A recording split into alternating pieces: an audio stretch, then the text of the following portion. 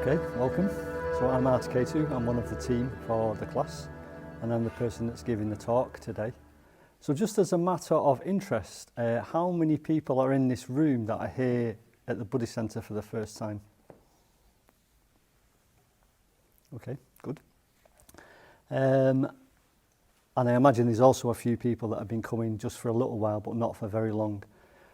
So it's probably worth saying before I even start that the way we work this class, the way we run this class, is that we tend to, the people that are kind of teaching, we tend to just follow our inspiration.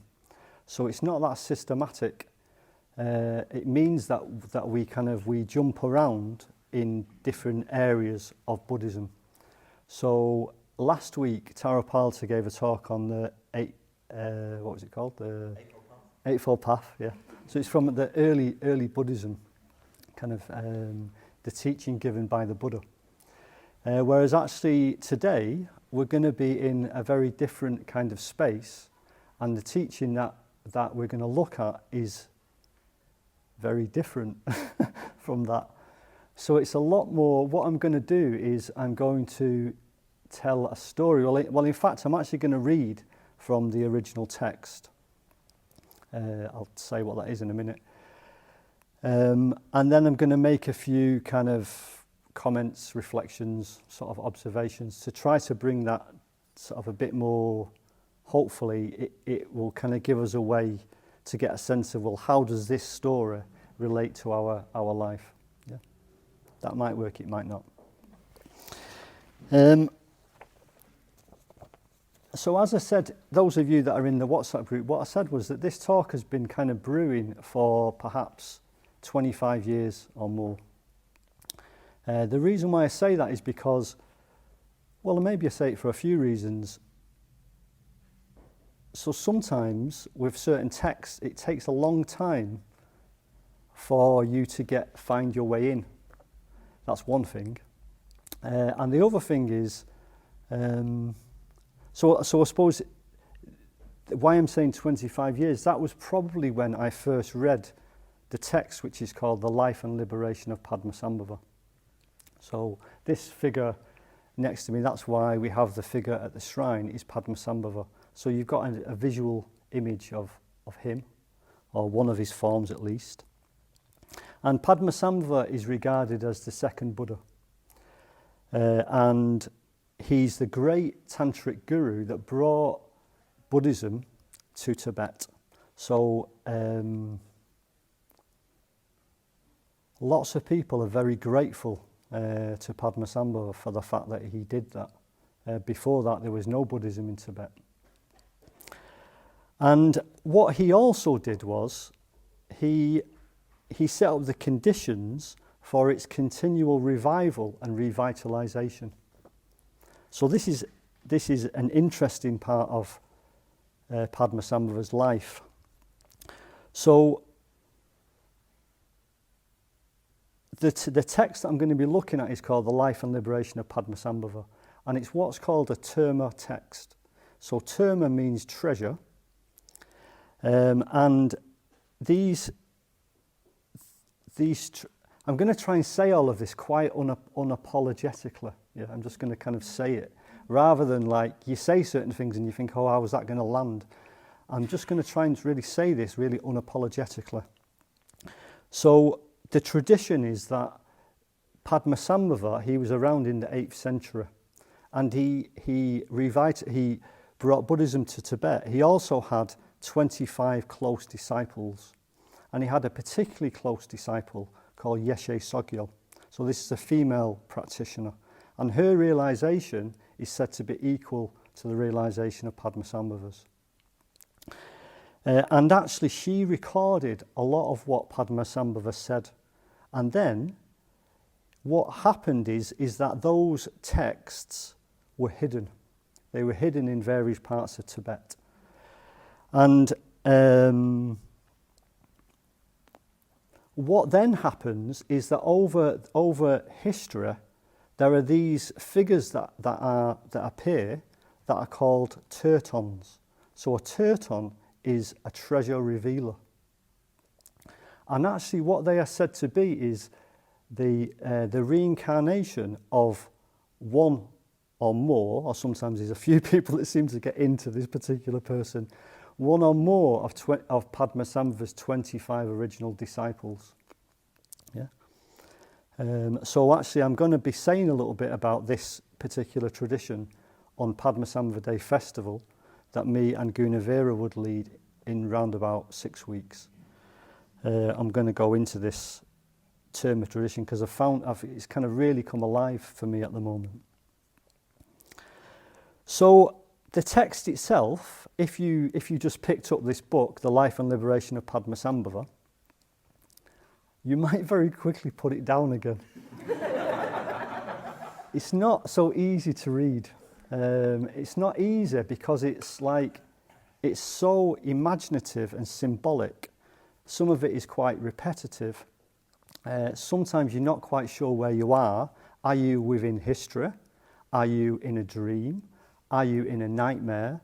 This is the kind of text it is. It shifts and moves. So it's not so easy to read, really.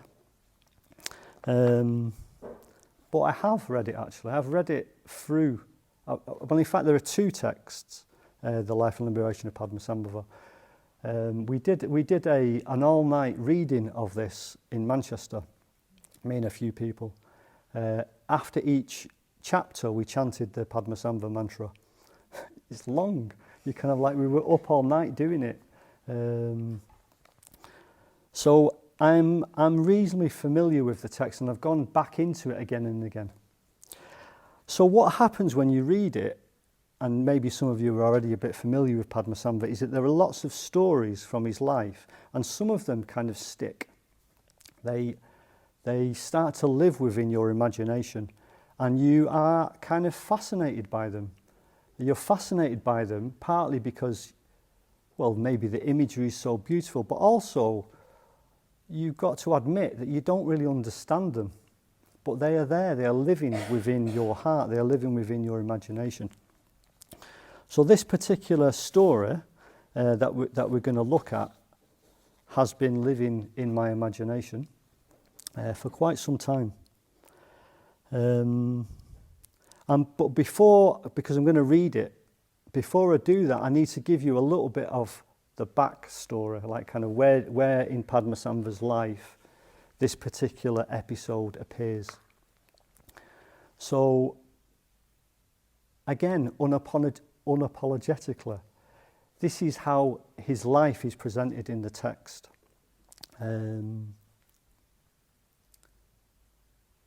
So it's said that there is a king and he is unable to have a child. That's one of the elements of the story. And I have to watch that. I don't take up all the time saying this. Basically, he's told that there is a lotus that is closed on a particular lake called Dharnakosha Lake. It's just appeared. So he sends people to watch this lotus. It's quite marvelous, magical. And it's said that the inside the lotus is a seed syllable, a particular sound. The sound is Hri, and it's the seed syllable of a particular Buddha. The Buddha is called Amitabha Buddha. He's the Buddha of the West. He's the Buddha of infinite light. The lotus is red, and the lotus opens, and the seed syllable transforms into the body of Padmasambhava. Padmasambhava is born 8 years old, and the king takes Padmasambhava in as his son, and he gives him the name, if I can remember what it is called, Tsokchidoje, lotus born of the lake. That's his name. That's the first form of Padmasambhava's.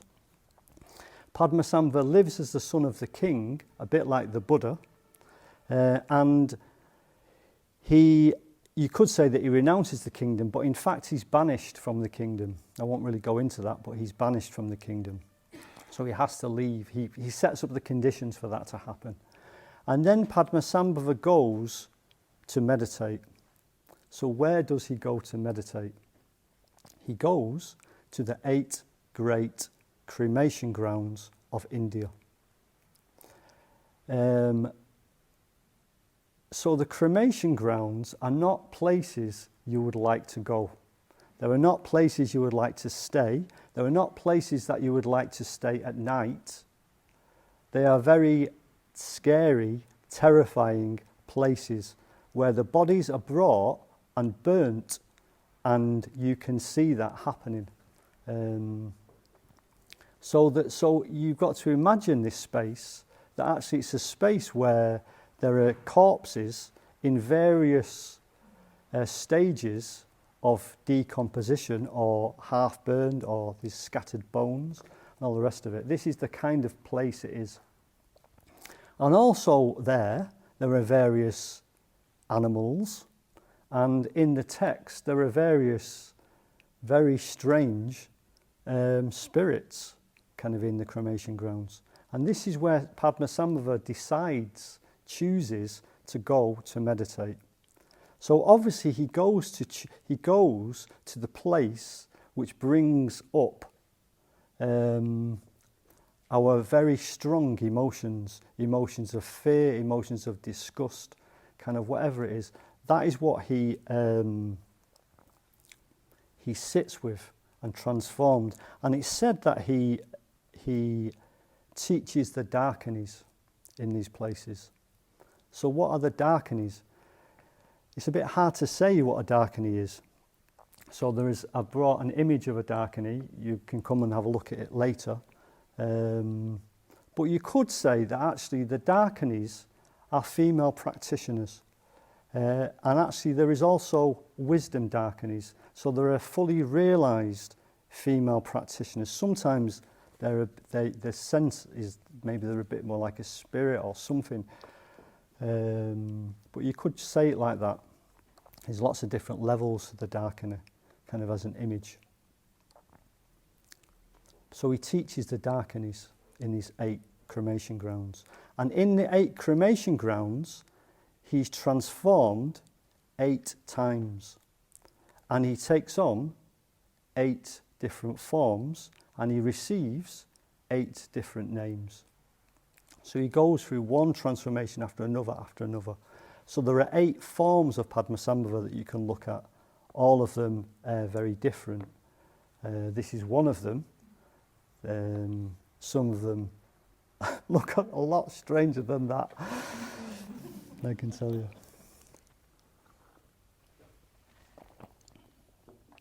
So he's meditating in the 8 great cremation grounds. So this is where the text comes from. He's in one of these cremation grounds. I haven't checked this out, thinking about it now. I think it's the last cremation ground that he's in. So I'm going to read you the text. So it'll probably take around about 5 minutes to read. And I think it's quite good actually sometimes to read the original texts. I'm not going to read the whole of it. They're called cantos. Maybe you could just say chapters. I'm going to read a good chunk of it. And probably the way to approach this is a bit like, I was going to say watching Netflix. It's like you just let the images speak to you. It's a bit like you're just about to have a dream, and this is your dream. It's a bit weird. But anyway, that's what I'm saying. Just let the images kind of do their work, really. So the actual text is called Sojourn in the Cemetery of the Mysterious Apparitions, where he received the name Tertreng Sal. So I'm just going to read it. Now Padma reached the abode of the knowledge bearer who frequents heaven, in the cemetery of sleep, in the mysterious paths of beatitude. He came to the place of the dakini, Suryachandrasiddhi, the highest of the dakinis, Sangwayeshe. Padma, also called Bhikshu Kungma Monlam, desired to go before her, as she was also the great sovereign dakini of deeds, Legya Wangmo. Finding the door to the castle of the skull closed, he could not attain salvation. So he sent a message through the maidservant Kumari, and when he received no reply, he asked if she had forgotten. She was carrying a crystal chalice which she had filled with water, and Padma said, "Let me carry it and put it on the chalice sideboard for you." And the victorious one put the chalice on the sideboard and caused it to adhere there, caused it to stick. Kumari tried and tried, but she could not get the chalice to move. She removed the carrying cord and went up to the victorious one. With a crystal dagger, she cut open her breast, within which appeared the many-coloured splendour of the gods of the calm diamond plain. Then the maidservant spoke. "You also possess the force of the powerful formulas, but what of my miracles, great man?" And she bowed and circumambulated him. "I ask," he said, "for the investiture of high powers." "I am only a servant." She said, "Come inside." Upon entering, Padma beheld the dakini enthroned on the dais of Suryachandrasiddhi, adorned with the 6 solar and lunar ornaments. Padma prostrated himself to the enthroned dakini, circumambulated her, and presented to her a golden wheel with 1,000 spokes. And when he begged her for the teachings, outer, inner, and secret, there appeared many rainbow lights in the sky, in front of a multitude of gods, of good destiny, of noble race. He now asked for the powers. Before the supreme sages appeared, without yet the name of Buddha, even the Buddhas of the 1,000 ages depended on the Lama, the teacher. I aspire to see the majestic and superior lake of glory, as revealed in the moon of your face. To see through grace the one who instructs. I do not ask for power from the gods, but I ask this of the teacher. The bhikshuni spoke. You understand in your request for power that all the gods are gathered in my heart. She then changed Dorje Drolo, so this is the form that Padmasambhava is in at this moment, into the syllable hung, and swallowed him, thus conferring blessings upon him. Outwardly, his body became like that of the Buddha Amitabha, and he obtained the powers of the knowledge bearer of life. From the blessings of being within her body, inwardly, his body became that of Avalokiteshvara, and he obtained the powers of the meditation of the Great Seal. He was then, with blessings, ejected through her secret lotus, and his body, speech and mind were thus purified from mental defilements. Secretly his body became that of Hayagriva, being of power, and he obtained the power of binding the highest gods and genies. Then Dorje Drolo prophesied. In Burma, in the Golden Land, in the solitude of a cave, the son of King Kargyal, Sri Simha, is seated. He contemplates all the doctrines in a single divisible one. In order to explain, go straight to the depth, his rule. And people came to Sri Simha and asked him for the Dharma, which is indivisible and has absolute meaning. Sri Simha pointed with his index finger to the sky. Do not attach yourself. Do not attach yourself to thought. Do not attach yourself either to what does not arise, or to what does arise. One arises and frees oneself at the same time. One arises and frees oneself at the same time. Empty, not empty, not empty. Strictly empty. Without stopping, stopped, with stopping. Forever empty, strictly empty. Without limits above as below, ever flowing from everywhere. Vital absolute truth. This treasure of Sri Simha, let itself be seen when theory and practice are sufficient and united. Thus he spoke and disappeared into the diamond plain.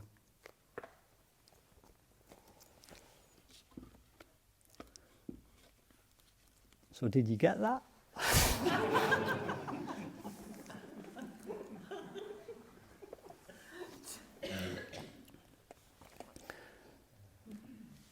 So we start at the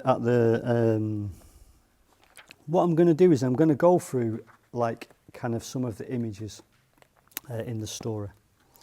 So the first image that struck me is this. Where is it? Finding the door to the castle of the skull closed, he could not attain salvation. Finding the door to the castle of the skull closed, he could not attain salvation. So there is the image. The image is the closed door. And I think what's interesting about like working with these kind of texts is I think you've got to work a little bit like you would in terms of working with a dream. So that might mean that you just kind of see what kind of comes as you dwell on that image. So the closed door, yeah, and it's a closed door that is blocking you, either you going higher or deeper or attaining realization. There's something in the way of that that you can't get through. So you could also see that what the door is the door is an obstacle. So it's the door is an obstacle to attaining awakening. The door is closed. And I said a while ago, some of you have heard me say this before, that I was on retreat one time, and it was kind of a title for the talk, actually. Actually, I didn't give you the title for this talk. Maybe I'll give you that later on. A title for a talk came, and it was "The Shrine is a Closed Door." So why would that be the case? Well, the shrine is a closed door when you approach the shrine and you don't feel any devotion. What the shrine is pointing to is inaccessible to you in that moment. I'm saying that, and I include myself within that experience. This is how it is. Sometimes we bow to the shrine, or sometimes we come to the shrine and we don't feel anything.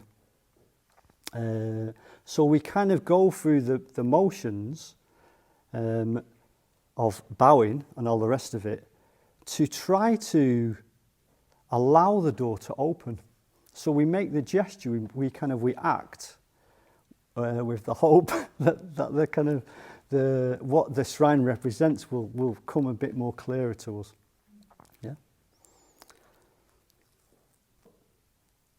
The other thing that I was thinking about this closed door is, so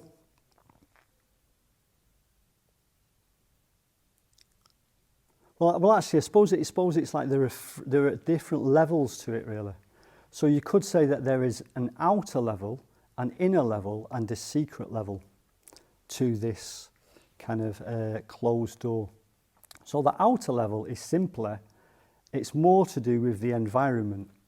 So we have all decided to come here today, which is quite a feat in and of itself, actually. And the door was open, wasn't it? The kind of the environment, the time of day that you came, the fact that there are people that are willing to teach, the fact that we've bought this building, means that the door is open. If you would have come at 6 in the morning, you wouldn't have got in. If you come a bit later on in the afternoon, you wouldn't have got in. But I suppose what I wanted to say with that as well is actually good on you. Because if you think about it, in this moment that we are sat here, I don't quite know what is the amount of people that live in Berlin, but it must be millions. There are so many people that have not chosen to come through the door. They don't even know the door exists. They're not interested to walk through the door. They're not interested in the possibility of awakening. But actually you've done that. So the external obstacle or door is more environmental. The inner obstacle is said to be related to the body. So what might that mean? What I think it means is that, are you present or not? Are you in your physical being? Are you embodied or not? As I speak now, as you hear the Dharma now, where are you? Are you feeling your body, your sensations? Do you feel the aliveness? That is important, actually. This is also how if you get into that, then the doors start to open. And then lastly, the secret level, the secret obstacle that we have to overcome, the secret door that we have to find and open, is the door of, you could say, thought or view and emotion. There's a prayer. I'll kind of read a little bit of it to you.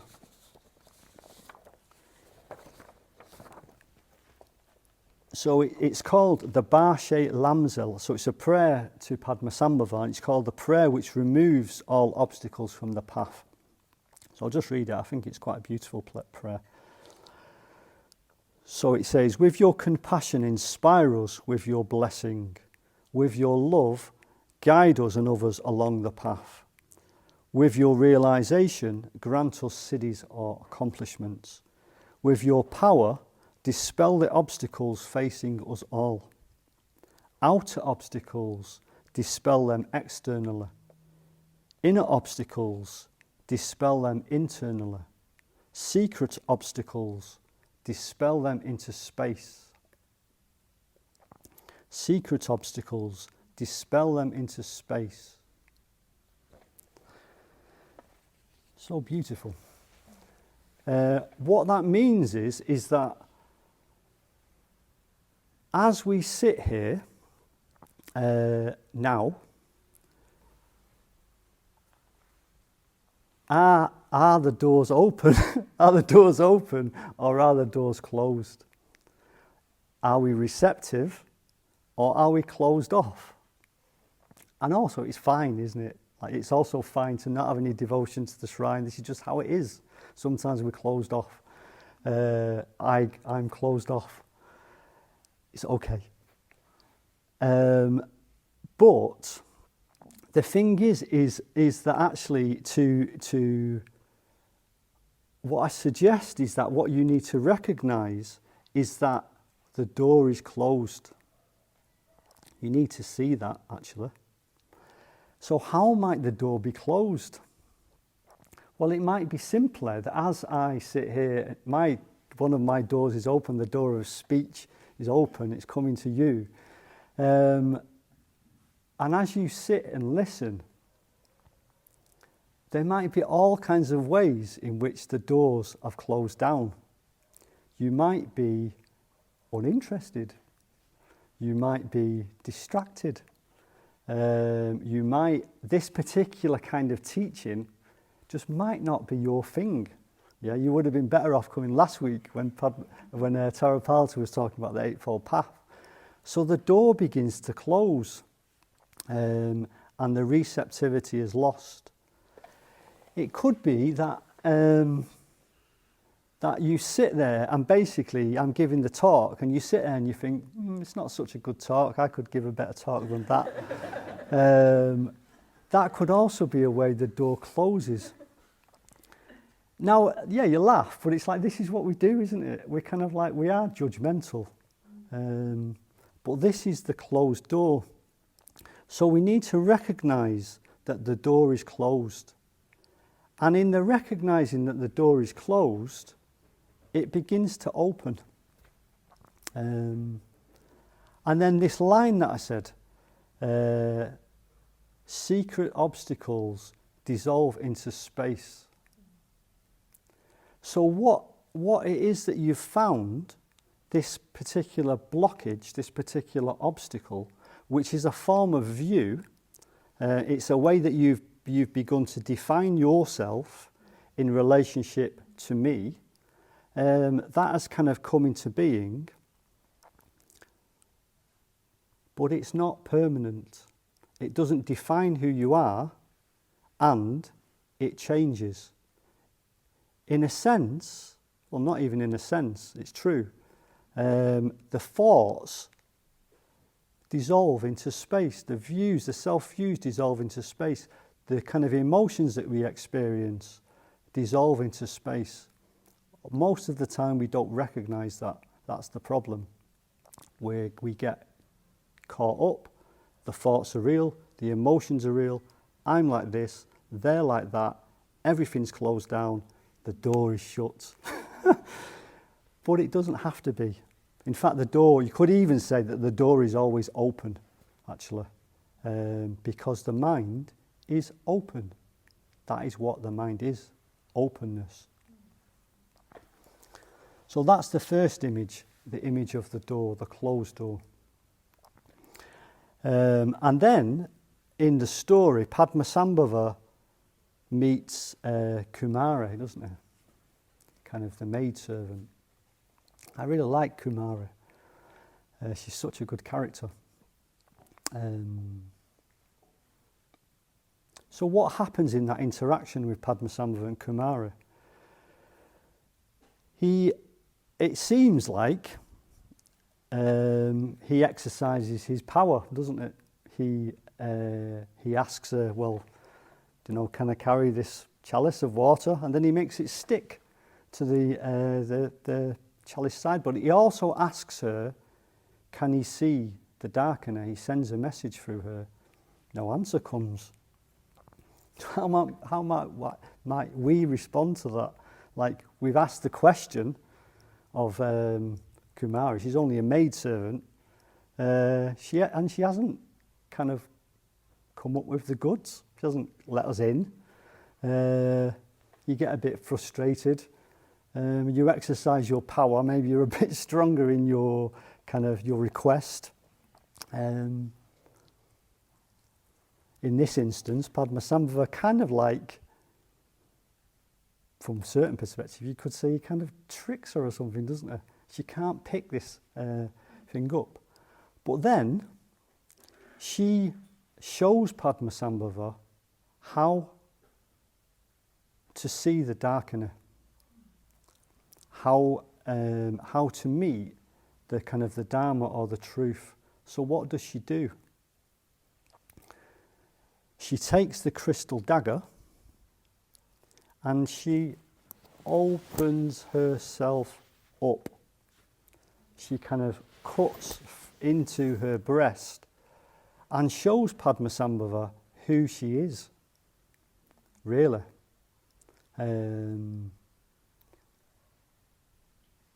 Maybe that's a very positive message in a certain way, because you could say, when we open ourselves up, this is what we find. When we open ourselves up, we meet our potential. We don't just meet everything that's dark. That's sometimes the worry when we start to open ourselves up. That might be there too. But actually in this instance, what is there are the gods and goddesses. They also live within our heart. But just staying with this kind of image for a while, again, like a dream, what might it mean?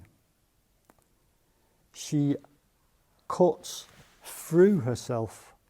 That could be one interpretation. Kumari cuts through herself. She cuts through self. She cuts through self-clinging. She cuts through ideas of self. She cuts through ideas of, well, maybe she doesn't cut through ideas of other. But also, it is an opening, isn't it? She's kind of opening herself up completely in quite a graphic kind of way. This is the beauty, and sometimes what's disturbing about some of these texts. She opens herself up. This is how Padmasambhava has to be if he wants to see the dakini. She's also, the text is a little bit ambiguous. It's kind of, I'm not quite sure what you made of it, but it seems to me that Kumara is the dakini, actually. She's the maidservant. This is how she appears to Padmasambhava.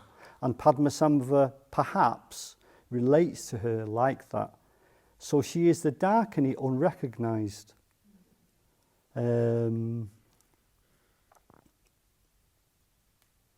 She's the dakini unrecognised.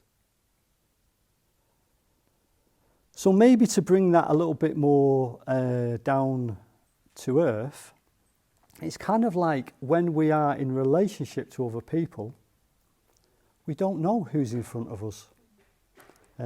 Actually, everybody here has got potential, great potential for awakening. If you can learn, well, I suppose in a sense, to respect people, that's one thing. To really recognise who they are. This is what's sort of, I know some going off slightly here, but this is what happens when somebody, to some degree at least, well maybe to a very big degree actually, when somebody gets ordained into our tradition, they are given a name. In that moment, what is shown to you is who you are. This or who you could become. Your preceptor, the person that's ordained you, has shown you this is actually who you are. Yeah? You thought, my name, my normal name is Steve. Steve, you let go of Steve at that point. I let go of Steve at that point. Sometimes I use the name, but I let go of it. And then Arthaketu said to me, your new name is Arthaketu, the leader in the meaning or the leader in the good. That is who you are. I feel quite moved saying that actually.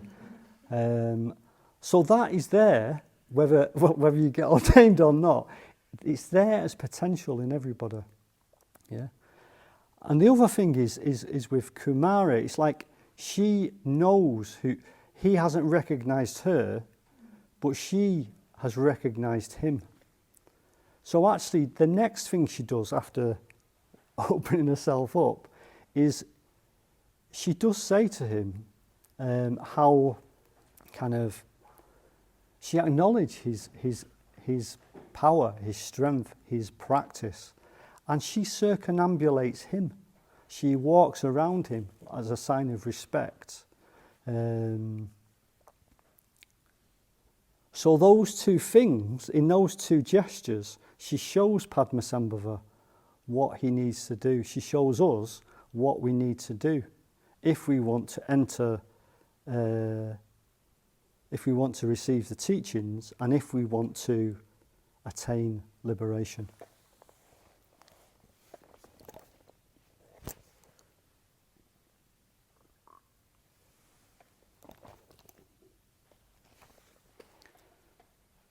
So then what happens? So Padmasambhava enters, she lets him in, doesn't she? I'm only a servant, come inside. So Padmasambhava goes inside and he sees enthroned the dakini Suryachandrasiddhi. Surya, sun, Chandra, moon, Siddhi, accomplished or accomplishment. I kind of imagine this dakini as like, in my imagination, I imagine her as white. You might imagine her as a different colour, but in my imagination she appears as white, splendid, beautiful, kind of, amazing, adorned with the ornaments of sun and moon.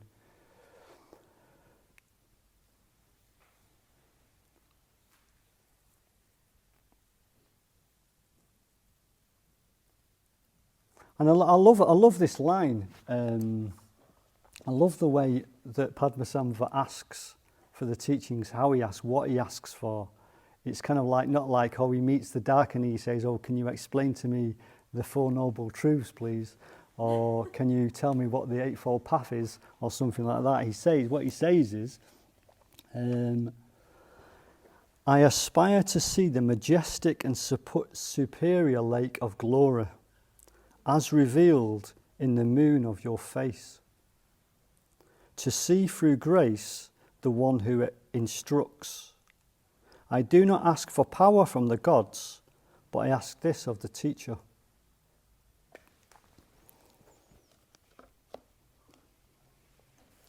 What does she do? She eats him. But actually, I will show you what she doesn't eat. So again, you can look at this afterwards. So this is an image of Dorje Drolo. This is who Padmasambhava is at this point. He's quite big. He's red. He's got crazy hair. He's got fangs. He's on the top of a tigress. He's a wrathful form of Padmasambhava. So you wouldn't want to eat that, would you, really? So what does she do? She transforms him into the seed syllable hung. It's a bit more digestible than Dorje Drolo.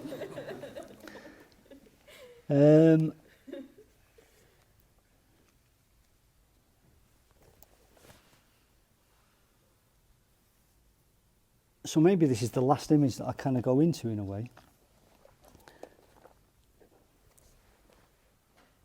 So what does it mean that she eats him? Well, I what kind of came to mind at this point, I'll read you this thing. See whether this helps or not. Is it? Are you okay? So basically, to go back in the story, yeah, there's a particular point in Padmasambhava's life story. Just as I described it, he's born, and the king sees him for the first time. And the king asks of Padmasambhava various questions. He asks, who is your father? Who is your mother? What's your caste? What's your country? What do you live on? And what's your purpose here? That's what the king asks of this 8-year-old Padmasambhava. This is what he says. My father is the wisdom of spontaneous awareness. My mother is the ever excellent lady, the space of all things. I belong to the caste of indivisible space and awareness. I have taken the unborn Dharmadhatu as my homeland. I sustain myself by consuming the concepts of duality. My purpose is the act of killing disturbing emotions. So obviously those last two lines perhaps give us a kind of way in to what happens. So Suryachandrasiddhi eats Padmasambhava. She digests him, you could say. And when somebody's getting digested, the pure and the impure is getting separated. Yeah, that is what's kind of happening within her body. The pure and the impure is getting separated. But this line, I sustain myself by consuming the concepts of duality. So it's kind of like there is Padmasambhava, subject, and there is Suryachandrasiddhi, object. She swallows Padmasambhava. Padmasambhava's body becomes her body. Padmasambhava's speech becomes her speech. Padmasambhava's mind becomes her mind. And she's an enlightened, realised dakini. And then it's interesting. So my purpose is the act of killing the disturbing emotions. So when the concept of duality is, well, whatever, seen through, consumed, then the disturbing emotions, so the disturbing emotions are ignorance, greed, hatred, pride, and envy. The disturbing emotions have got no more footing. The disturbing emotions arise because we believe in subject and object. As soon as we objectify the other, and the other appears in a particular way to our ignorant mind, deluded mind, and then we start to act from that basis. We don't like this person, hatred. We want this person, craving. This person has got what we want, jealousy or envy. I feel better than this person, pride. All because of ignorance, not seeing that actually subject and object keeps on being constructed by our mind. It isn't a reality. Subject and object arise together. That's how sometimes it's talked about.